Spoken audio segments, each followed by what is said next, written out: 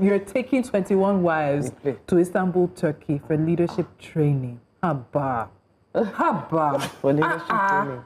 It's oftentimes the audacity of politicians for me. How audacious are your own politicians? See, to a certain degree, the government of South Africa still fears the people. Right?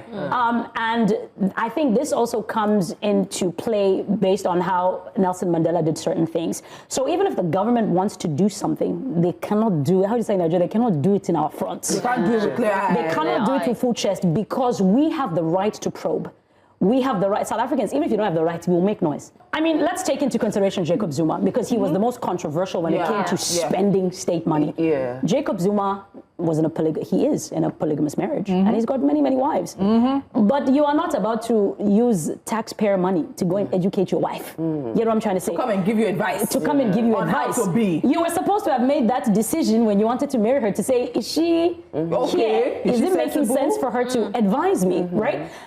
So you cannot do that in SA. And she said most of them didn't even go to school. Do you understand? No, but even Jacob Zuma, if we're fair, Jacob Zuma didn't really go to school like that, you know? But what he did for himself was he got women that went to school. You know? He surrounded himself. He surrounded himself. One of his wives is a doctor. He has a doctor, professor, I believe. Yes. At one point, he wanted to marry the other lady that was on Real Housewives of Durban, La Tonto, La Si. Prominent, he made the conscious decision to choose women that made sense. That will benefit him. Thank what you. What we say about the surname? But how do the wives benefit our local government chairman? They do. I'm so sorry. They do not. It's wasteful. No, it doesn't benefit the local government chairman. They wanted to travel. They needed a guide to travel, and they've given their wives a guide to travel. Because the wives are not elected. We understand. What happens in Adamawa stays in Adamawa now? Even if we know they hear anything, that's what I'm saying.